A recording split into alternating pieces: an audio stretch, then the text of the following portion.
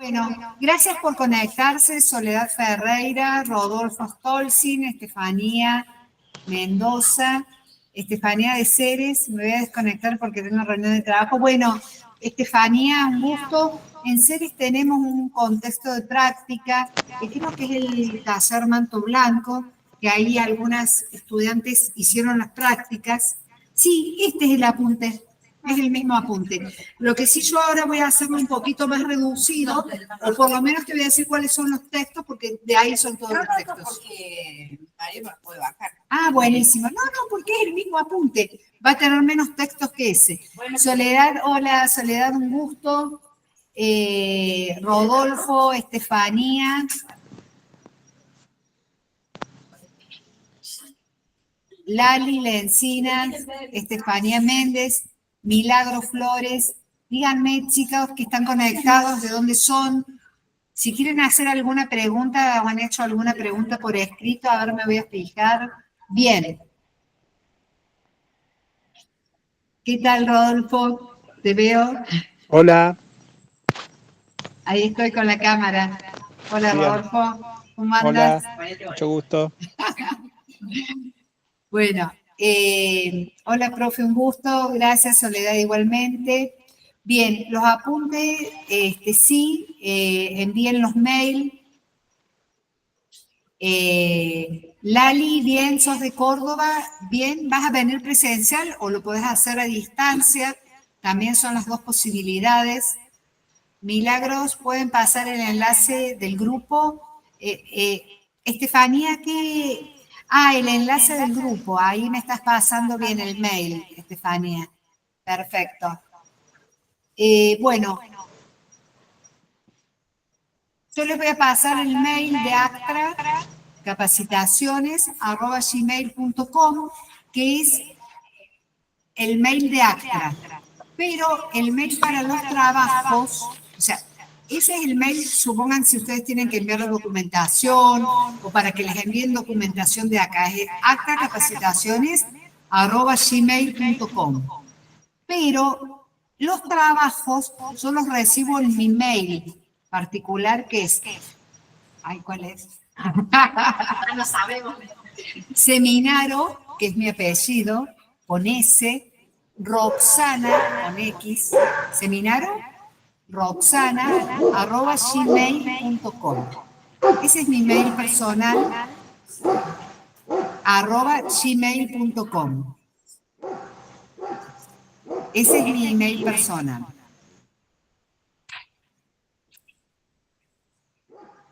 ¿Podrás repetirlo? Lali nos comenta que cuida a un paciente con problemas neurológicos. Bien, también vamos a trabajar con deterioro neurológico, con deterioro cognitivo. Por ejemplo, una enfermedad neurológica neurodegenerativa es el Alzheimer, es el Parkinson. ¿Te suena el apellido mío, Seminaro? Ah, Seminaro, con S. Acá se los escribo.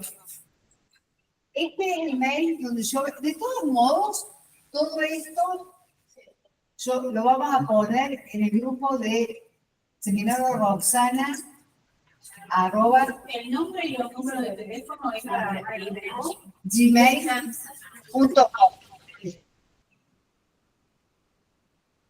Este es mi email. A ver si se ve ahí. No se ve, empezarlo. ¿Empezarlo se ve? Vamos a ver. No, porque ya lo voy a pasar por mensaje. Ahí está.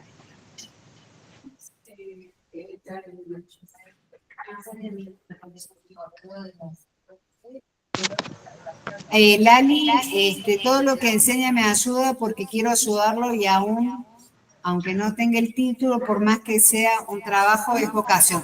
Sí, es fundamental esto que yo les estaba comentando, que esta cuestión de el trabajo con discapacidad, con personas con deterioro cognitivo, con deterioro neurológico, es también una elección que no todos hacen, ¿no?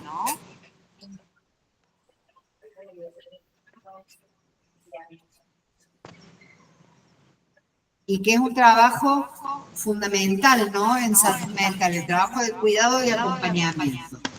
Bueno, entonces, y teníamos que las funciones del acompañante terapéutico son contener al paciente, ofrecerse como referente, y esto lo trabajan las autoras Curas de Mauer y Resniski. Yo ya después les voy a compartir este PDF, y hay un texto donde, yo acá lo estoy poniendo poquito, pero habla sobre cada una de estas roles y funciones. Ayudar a reinvestir. ¿Qué significa? Reinvestir es, a ver, quiero explicar si lo simple. Por ejemplo, nosotros diríamos, estamos haciendo un curso de acompañante terapéutico. ¿Están ustedes prestándome atención? ¿Están comprendiendo? ¿Están tomando nota? ¿Tienen un plan? Voy a estudiar acompañante terapéutico. Eso después lo vemos nosotros, podemos ver, ¿no es cierto? Sí, sí. Bueno, sí, ya entendemos. Estoy estudiando acompañante terapéutico. Ustedes tienen un plan, tienen una organización de vida, tienen un trabajo, tienen una rutina, ¿no? ¿Qué significa eso? Que tienen una objetivación, ¿no?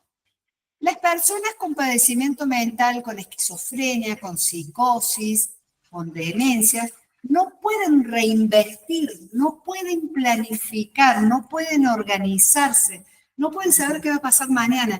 Necesitan siempre a alguien que les dé indicaciones, a veces hasta no comen, no registran que se tienen que bañar, no tienen autonomía, les cuesta autocuidarse, les cuesta establecer relaciones, les cuesta mantener un trabajo, les cuesta mantener relaciones humanas con otros, ¿me entienden?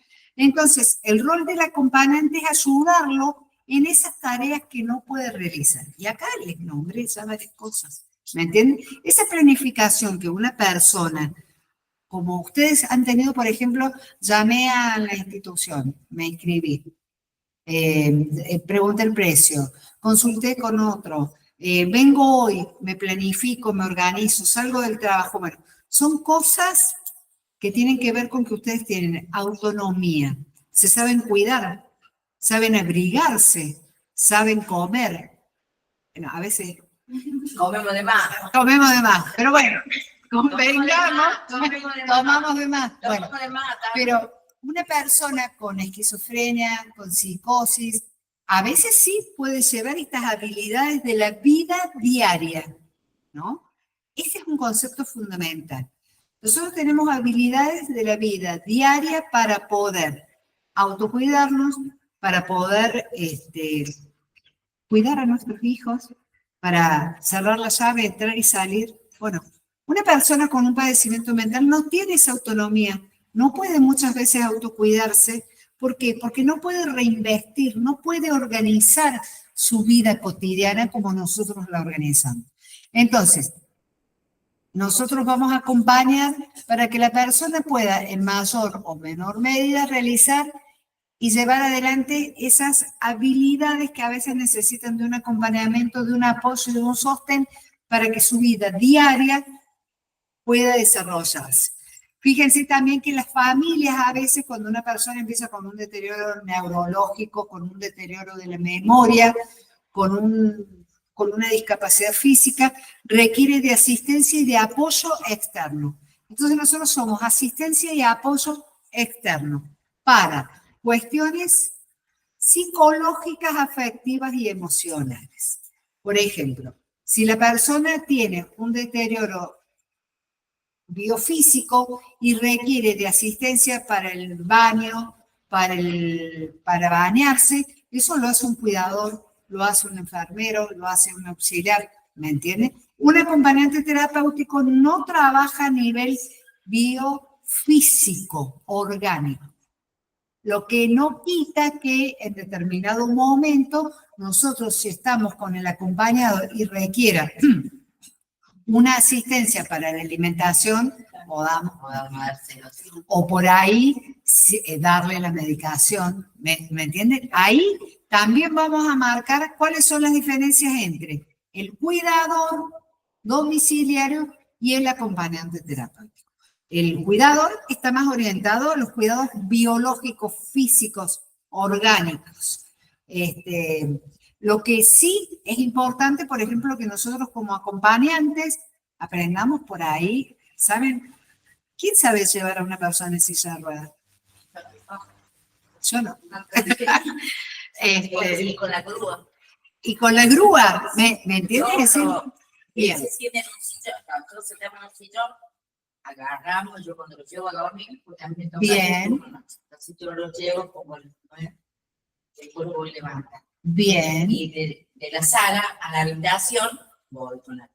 Bien, acá una compañera cuenta que utiliza la grúa para movilizar al paciente y que sabe manejar silla de ruedas. Les cuento por esto, ¿saben por qué les cuento? Una vez organizamos una actividad de acompañamiento terapéutico con los adultos mayores de un hogar y salieron todos al solcito y se agarró la tormenta y no, los acompañantes no manejábamos mucho el silla de ruedas. Entonces, por ejemplo, hay cosas que si bien no nos corresponde, ustedes imagínense que están con una persona con una discapacidad física, el tema del paseo corresponde al acompañamiento. Entonces, está bueno por ahí. Por eso está bueno, si vamos a trabajar con personas en estadio terminal o con personas con alguna discapacidad biofísica, por ejemplo, en el centro, en el Hogar San Pablo, que es el lugar donde hacen las prácticas, en la última camada de acompañantes terapéuticos, ahí se trabajan todas esas cosas. En el otro hogar no, pero también, ¿me entienden? Son cosas que es importante que tengamos esa curiosidad, ¿no? Por ejemplo, signos vitales, también. Vamos a ver si compartimos una clase con enfermería para aprender algunas cositas también que son importantes, ¿no? Ah, que vos quisiste enfermería, así que vos con el profe has aprendido todas esas cosas.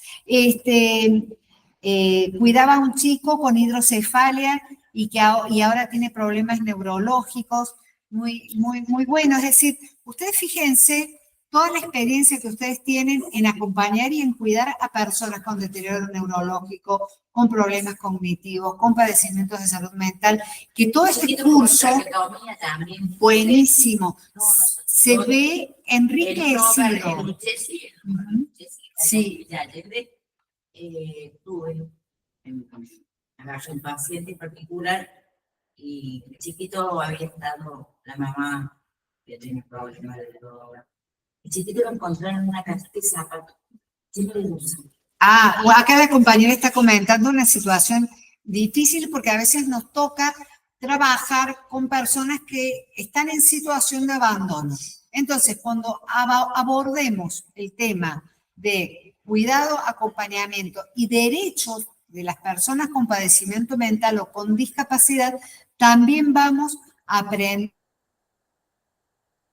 cuando hay situaciones de violencia y muchas veces las familias abandonan, las instituciones abandonan, quizás lo podamos ver más en la institución, pero estas cosas del abandono al adulto mayor y a las personas con discapacidad ocurren en el día a día y los hogares son donde más violencia se produce a las personas con discapacidad y adulto mayor. Bueno, vamos al otro rol, registrar y potenciar la capacidad del paciente, porque ustedes piensen que si bien nosotros trabajamos con situaciones difíciles de la vida de la persona, toda persona tiene habilidades, tiene capacidades. Entonces, nosotros como trabajadores de la salud mental, más que hacer foco en el defecto o en el detalle, vamos a hacer foco en las potencias, posibilidades y habilidades, porque ¿saben qué? Si nosotros aprendemos a potenciar esas cosas más fuertes que tienen nuestros acompañados,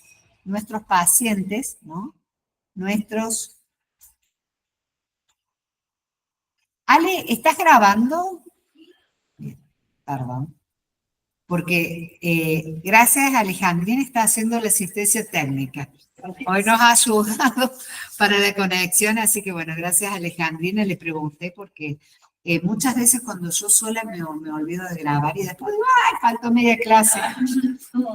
Así que bueno, pero la vuelvo a grabar y la vuelvo a hacer. Pero bueno, la idea es de que salga la clase completa. Entonces, registrar y potenciar la capacidad creativa del paciente y buscar esas cosas que le gustan le gusta cantar, se engancha con la música. Cuando está con la loca le pongo música y todo fluye. Le gusta jugar a la pelota, le gusta cuando hay otras personas, le gusta salir al aire libre, le gusta tener momentos de salidas cuando vamos a tomar un café. Entonces nosotros debemos propiciar esas salidas que resultan importantes, no solamente para la persona porque las disfruta, sino también para la familia, porque es como, ¿vieron? Cuando uno se despeja, miren, les cuento, el domingo yo, personas normales, disque normales, yo vivo en las sierras, tengo unas amigas que una se ha separado y la otra se ha jubilado.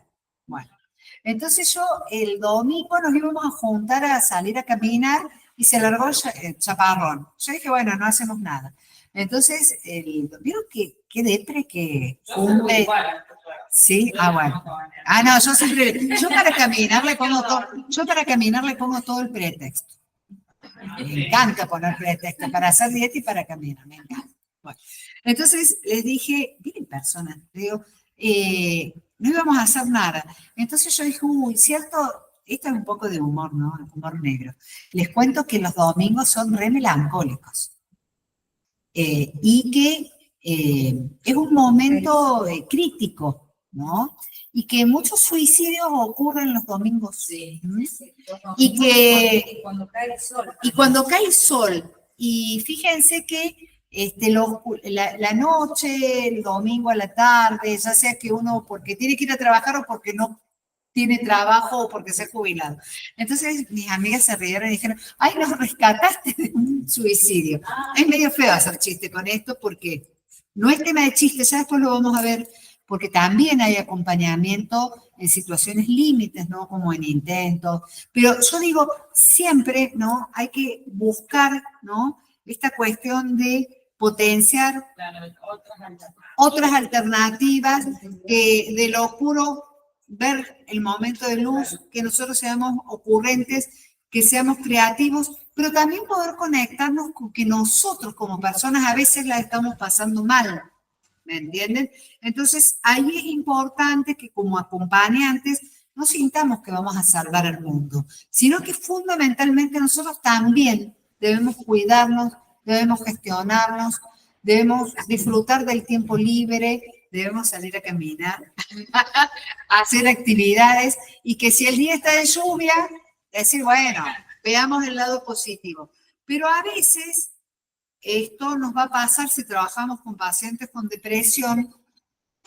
La persona no es que no quiera, no está pudiendo. Y también darnos cuenta cuando no estamos pudiendo. Y pedir ayuda, contar con otros, con amigos, contar con el grupo. Este grupo es un grupo también que ayuda, que acompaña y que también pone que este trabajo no es un trabajo fácil, es un trabajo donde hay muchas tensiones. Entonces, poder cuidarnos para cuidar, ¿no? ¿Quiénes cuidan a los que cuidan? Entonces, hay una parte en la cual, como acompañantes, como trabajadores de la salud mental, como psicólogos, como trabajadores en un centro terapéutico, en un momento crítico de la vida, en un cuidado paliativo, en una persona que está desesperanzada, porque verdaderamente, un poco trayendo a colación, he hablado con personas que han tenido una ACV, no se dan una idea, la angustia, la tristeza, porque la persona ha quedado con un déficit, ha quedado con suerte, con una buena rehabilitación puede recuperar todas sus funciones, pero momentáneamente ha quedado con una hemiplegia, ha quedado con una función que no va a poder recuperar más allá de que haya rehabilitación.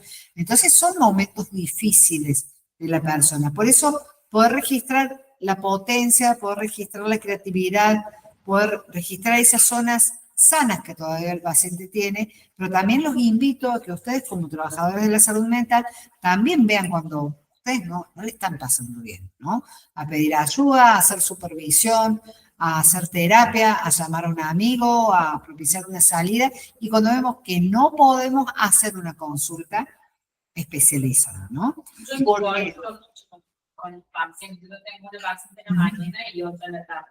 Sí. Estando en una residencia, Ajá. no saber lo horrible que fue para mí, porque yo las asistí en mi casa. Bien. Y ahora las ves, Un cambio, ajá, porque las asisten en la residencia. vas a la Es residencia. insoportable, porque las asistentes son como ustedes, las que Sí. las higienizan, Sí, las sí, bañan. sí, sí. Bueno, todas esas cosas tienen el mismo horario, Claro. programado, pero bueno, igual las ayudo. Claro. Pero bueno, no es fácil, para mí no me fue fácil. No te- Ahora me lo pasan.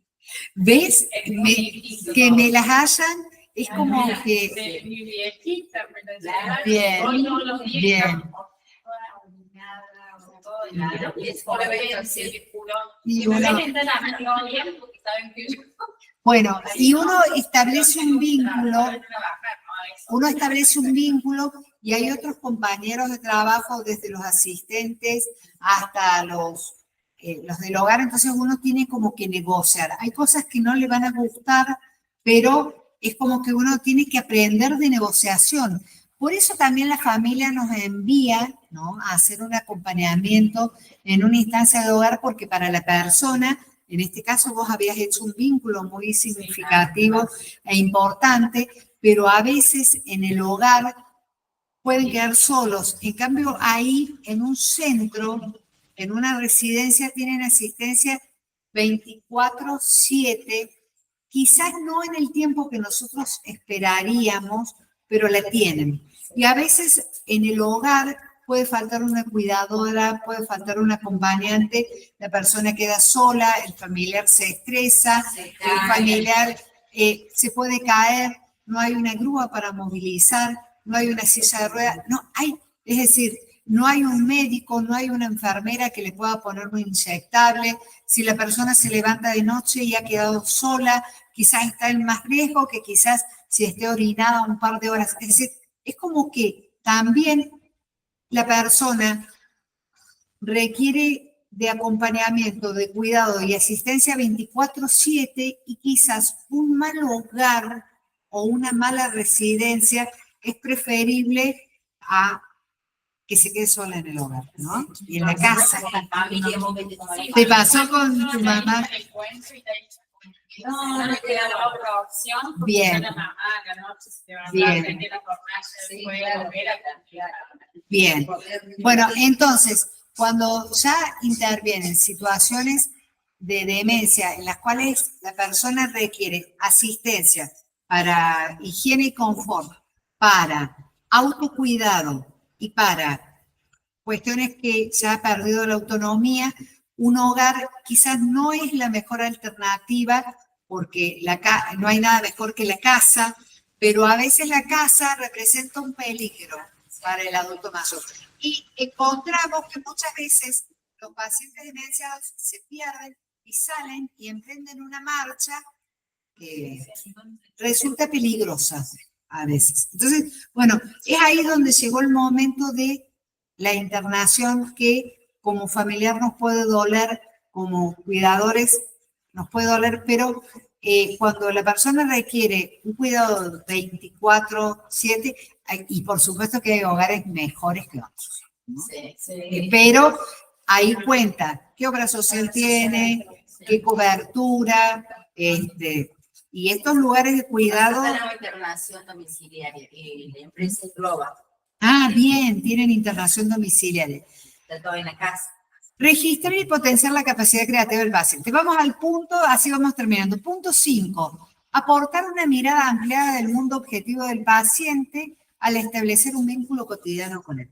¿Qué les parece que ustedes, al estar en el vínculo cotidiano con el paciente, le dan una información al equipo terapéutico mucho más ampliada? Ustedes piensen que los psicólogos, los terapeutas, ven al paciente un ratito, en cambio el acompañante sabe lo que pasa en el día a día. En los acompañantes terapéuticos se han encontrado muchas claves terapéuticas para los terapeutas, porque dan información de cómo transcurre la vida de la persona en su casa. La familia cuenta una cosa, a veces los pacientes, los acompañados dicen una cosa y en realidad es otra. ¿Por qué? Porque todos acomodamos las historias. Los pacientes también, los acompañados también, las familias también, pero el acompañante está ahí, en el aquí y ahora, ¿no? Entonces, Es importante la información que trae el acompañante terapéutico al equipo, ¿no? ¿Por qué? Porque accede a mucha información, ¿no? Ve la relación que tiene en el colegio ese niño con esos docentes. La madre tiene una versión, el niño tiene otra, la señora tiene otra, y el acompañante puede cotejar, ¿no? Y puede dar una información valiosa al equipo. Cómo se manejan las emociones en esa familia. Miren, les cuento que una vez hicimos un acompañamiento domiciliario y el joven de 24 años dormía con la mamá y la acompañante lo planteó eso en el equipo y entonces la madre nunca había planteado que dormía con el hijo y entonces, ¿por qué duerme con el hijo cuando tiene que hacer una separación y donde ella justamente lo que quería era, tenía un hijo muy absorbente con una psicosis, con un grado de agresividad, entonces un chico con sus capacidades intelectuales muy, muy buenas, ¿no?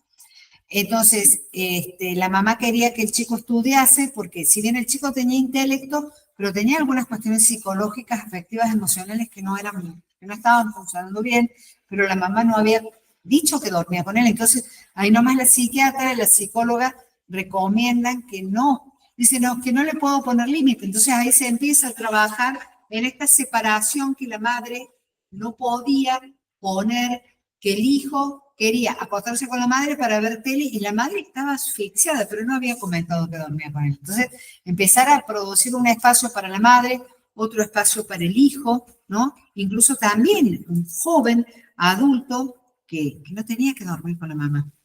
Ningún niño puede dormir con la mamá, ¿me entienden? Entonces nosotros cuando trabajamos algunas cuestiones, bueno, no puede dormir con su hijo.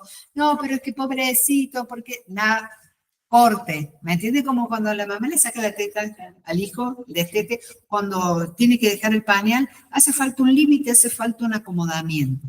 Esto lo comentó la acompañante, ¡ah! Dijeron, yo supervisaba al acompañante, claro. Entonces, bueno, la madre, claro, imagínense esa mujer, el hijo durmiendo con ella, el hijo demandante todo el día, caía la acompañante y le decía, sácalo. Y la acompañante dice, pero no quiere él salir. Ah, bueno, entonces, ¿quién daba el objetivo terapéutico? ¿La madre, el deseo del acompañado o el equipo terapéutico? Entonces ahí es donde se hace el ajuste. Muchas veces los equipos terapéuticos dan objetivos terapéuticos que son lo que los padres quieren y no lo que la persona quiere, ¿no? Porque si una persona está deprimida no va a querer salir. Pero el familiar va a decir, no, este no sale porque no quiere, ha venido otro acompañante, sale, anda al gimnasio. Conmigo siempre quieren salir. Bueno, está buenísimo, pero vos ya has establecido un vínculo. Imagínate vos caer, Olis, vengo a mi nuevo trabajo, y le decía al paciente, vamos a caminar. Yo no quiero caminar. Y la madre dice, no, pero el acompañante me ha venido, no quiero acompañante, va a decir. ¿Me entienden? Entonces, ahí es donde, ¿quién da el objetivo terapéutico? Entonces, ahí el acompañante puede ampliar la mirada del equipo en un montón de cosas. Bien. Otra función, habilitar un espacio para pensar. Esto es que se acuerdan que yo les contaba que el paciente maltrata a la mamá, este joven. Entonces, la acompañante, que tenía una edad similar a la mamá, hicimos muchas intervenciones porque distintas acompañantes acompañaron a este joven porque trabajábamos con un equipo terapéutico de la asistencia pública. Entonces, este joven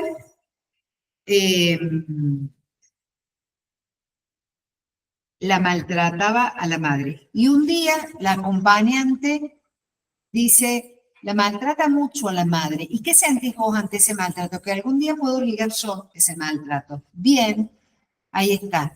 Motivo para intervenir. Conversarlo con él y decirle que era un chico con capacidad intelectual, terminó el secundario a distancia con esta acompañante que lo acompañó, pero ¿qué pasaba? La madre quería que él progresase, pero a su vez había un montón de otras cosas que había que mejorar y ajustar. Entonces, la psiquiatra le dice, bueno, yo le hago supervisión de acompañamiento terapéutico. ¿Se dan cuenta? Ustedes tienen un equipo, el equipo les da un objetivo terapéutico. Entonces ustedes dicen, no, mira, no quiere salir a caminar. ¿Mm? O no quiere, o duerme con la mamá, ¿no? O lo único que le interesa es estudiar. Entonces, ahí la acompañante, cuando vio esta tensión con la madre, cuando nosotros vemos una cosa así, nos asustamos. Pero fíjense que en el acompañamiento terapéutico, las tensiones y las situaciones estas difíciles son justamente las que nos dan la puntita del problema para poder atravesar el problema. Entonces, cuando uno como acompañante terapéutico ve una tensión, ahí está la punta del ovillo para empezar a desentramar. Entonces, yo en la supervisión le digo, tócalo al tema con él y decirle, ¿por qué le gritaste? O apenas vos veas él una mala actitud con la mamá, conversalo. Entonces la acompañante lo conversó y le dijo, ¿cómo se llama el joven? Pablo. Pablo, yo vi que recién la trataste mal a tu mamá.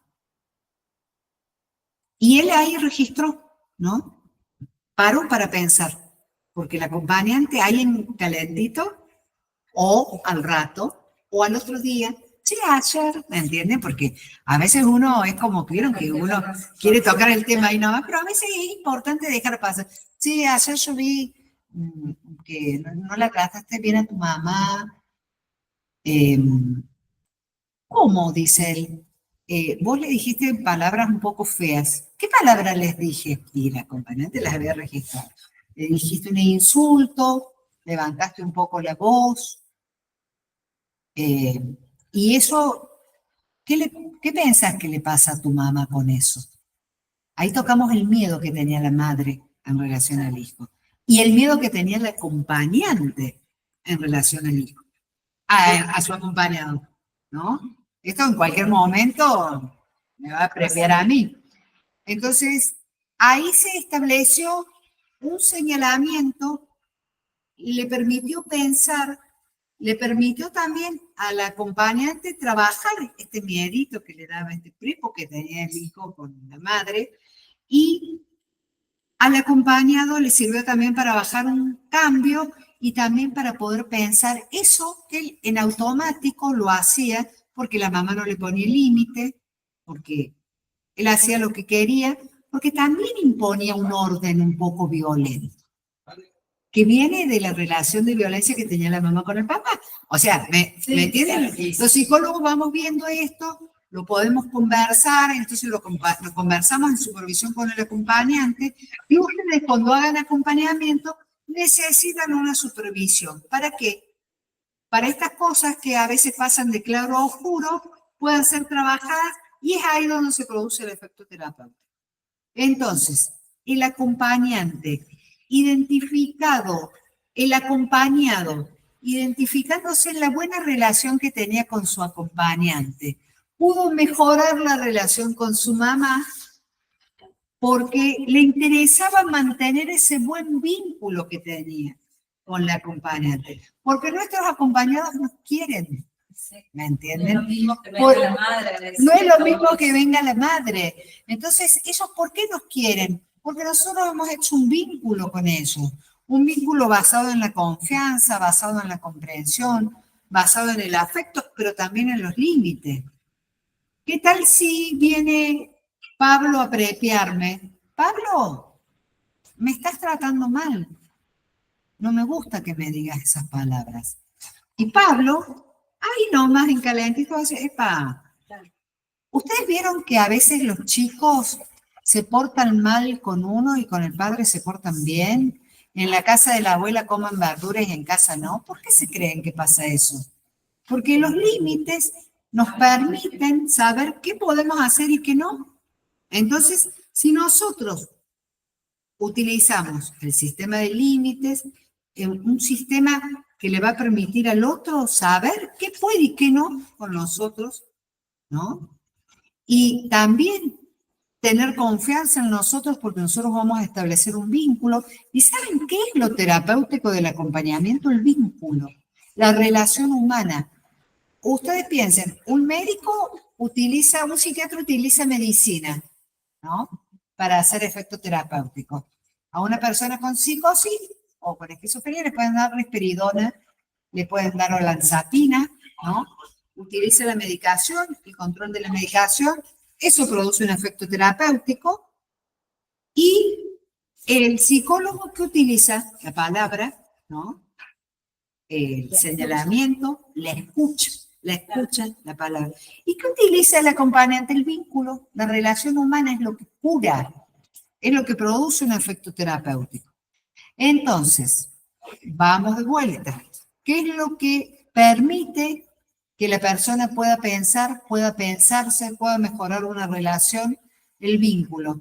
Nosotros vamos a hacer una referencia, vamos a hacer una palabra habilitada, pero a su vez también nosotros tenemos que estar bien. Por eso todas estas cuestiones que yo les vengo hablando de cuidarnos, cuidar a los que cuidan, tener en alerta, ¿no? Todas esas cuestiones, porque trabajar en salud mental requiere esto, ¿no?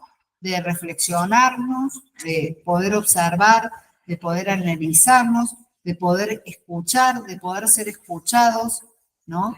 Y de poder recibir un pago. Y de que esas cosas vayan y vengan, ¿no?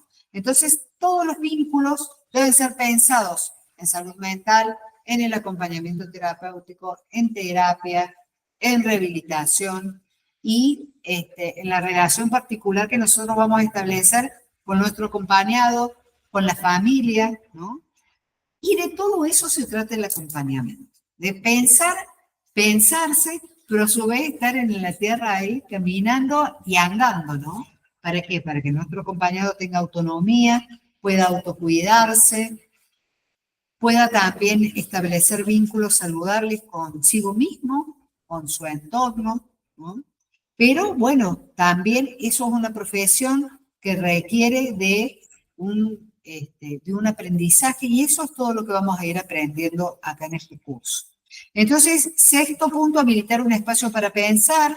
El séptimo, orientarlo en el espacio social era un poco esto. Sí, recién prepiaste a tu compañerito. O cómo pensás que se pueden sentir los nenes si vos le pegaste un pelotazo, le quitaste la pelota, te enojaste, y ahí a lo mejor le agarra un berrinche al niño. Entonces, bueno, yo entiendo que vos te enojes, pero ¿cómo resolvemos esto? ¿Cómo? Y ojo, a veces tenemos posibilidad de hablar con nuestros acompañados, y a veces en las demencias, cuando no hay comprensión de lo que se habla, ¿qué lenguaje utilizamos? ¿No? Entonces, a veces podemos hablar, a veces podemos retirarnos, a veces podemos callar, a veces podemos estar sin hablar y aún así saber que la persona sabe que nosotros estamos acompañando. No todo es palabra, ¿eh? A mí me cuesta, a veces, por ejemplo, en retraso mental, donde el lenguaje es difícil el ser terapéutico, ¿no? ¿Cómo hacemos cuando no nos escuchan o cuando la persona tiene ausencias, ¿no? Entonces, ahí es una construcción, ¿no? De poder trabajar con lo que hay. Porque si todos entendiesen y todos comprendiesen lo que yo digo y lo hiciesen, sería facilísimo. No es tan fácil. Bien, intervenir en la trama familiar, que era un poco también, este es el octavo punto y el último que vamos a trabajar por hoy, que es un poco de lo que veníamos hablando. Cómo intervenir en la familia, a quién acompañamos. Acompañamos a una persona en un contexto familiar, pero también le tiramos algunas pautas a la familia para que pueda hacérsele más fácil a la persona y a la familia el llevar, ¿no? Una enfermedad, un padecimiento mental, una discapacidad que sabemos que son... El familiar está más enfermo que el paciente. Tal cual. Entonces, bien. Sí, me habrá tocado, dice la compañera acá, que a veces el familiar está más deteriorado. Bueno, ¿por qué? Porque el estrés, el burnout, cuando uno trabaja en discapacidad o tiene un familiar con un deterioro, con una discapacidad, es alto. Entonces hay que saber tramitarlo. Y acá vamos a trabajar no solamente con el estrés o con la tensión que nos puede producir, no para hacernos los superados, ¿no? Pero yo digo, ¿pasaron, por ejemplo, las situaciones tensas? Sí. Bien. ¿Vos pasaste situaciones tensas? ¿Pasaste? ¿Quiénes trabajan con personas? ¿Pasaste? Mi mamá, sí. Bien. ¿Quién más pasó situaciones de tensión? Bien. Vamos a aprender a tramitar todas esas situaciones de tensión, porque las tensiones son la punta del ovillo para abordar los terapéuticos. Así no nos vamos a decir, ¡ay, qué buena esta tensión! No, tampoco. Pero, bien. La medicina sería para el... La tensión es la punta del ovillo para la situación en el campo de salud mental. Yo, por ejemplo, una vez coordinaba un grupo de niños y ustedes no saben, yo coordinaba un grupo de niños y los pibes se salieron de cauce, se subieron al techo, tiraron todos los juguetes, hacían así. Yo, ¡ay, Dios mío! Yo decía, soy muy mala psicóloga, no sé hacer nada. Yo soy psicóloga, tengo que volver a la calma, volver. No los podía manejar a los pibes, no podía. Entonces dije, bueno, chao, aprendí a nadar acá. Bueno, entonces vieron como cuando se trata de mantener a flote, respirar y decir, bueno, esta tormenta ya va a pasar. El otro día hacía atención online a una paciente en una crisis. Escúchenme, yo vivo en el campo, se había alargado un tormentón bárbaro, tenía todos los toldos abiertos, el viento, la lluvia, yo digo, se corta la luz y la paciente lloraba, yo decía, Dios mío, peor que, bueno, es una situación de tensión, porque a uno no le gusta que los pacientes lloren. Uno quiere que los pacientes vengan y digan, ¡ay, está todo óptimo! Estoy re bien, estoy re estable. Y no, y te cae todo mal. Y vos decís, qué mal psicólogo que soy, Dios mío. Y bueno, y hay que bancarse el llanto, la situación, la crisis, la tensión, el mal humor. Hoy no tengo ganas de hablar. El otro día una paciente me dijo, hola, no te escucho, y me cortó. Yo digo, claro. Te das cuenta que te está mintiendo. Y después, Olis, se estableció la pendeja. Y yo digo, ¿qué hago? La corto. ¿Qué se cree? Atrevida. Y entonces yo digo, bueno, estamos mal. Porque no siempre las personas están bien. Y a los psicólogos nos da un broncón barrio. ¿Y cuándo se va a curar? Siempre mal, siempre pálida. Bueno, no. Es parte de la enfermedad, el malestar. Entonces, es ahí, yo ahora me río, pero me dio un broncón bárbaro, me corto. Y ahora, ¿cómo vuelvo a establecer? Toque el ego, ¿me entiendes? ¿Cómo yo no? O perdiste otra paciente porque ella... Claro. Entonces, bueno, todo este tipo de cosas son parte de la salud, de la enfermedad, del padecimiento, de los estados que van atravesando nuestros acompañados, pacientes, el joven, el niño, nosotros, la familia. Una mezcla de tensiones. Bueno, acompañamiento terapéutico es un trabajo de las tensiones en el campo de la salud mental. Y bueno, una vez una estudiante, ya quiero ir cortando, me dijo, profe, usted romantiza mucho. Dice, hay que estar ahí. Yo le digo, bueno, solamente trato de contártelo un poquito llevadero, pero hay que estar ahí, ¿no? Y bueno, hay que estar y gastar el menos aceite posible.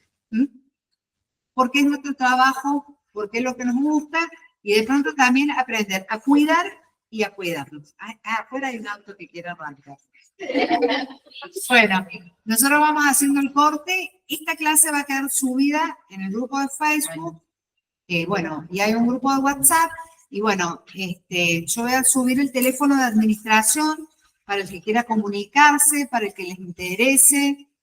Vamos a armar un lindo grupo para trabajar de aquí a... ¿Cuándo terminaría la capacitación? Septiembre. Septiembre. Bien. Perfecto. Bueno, un gusto ha sido Nos vemos más. y nos vemos el martes próximo. Muy bien.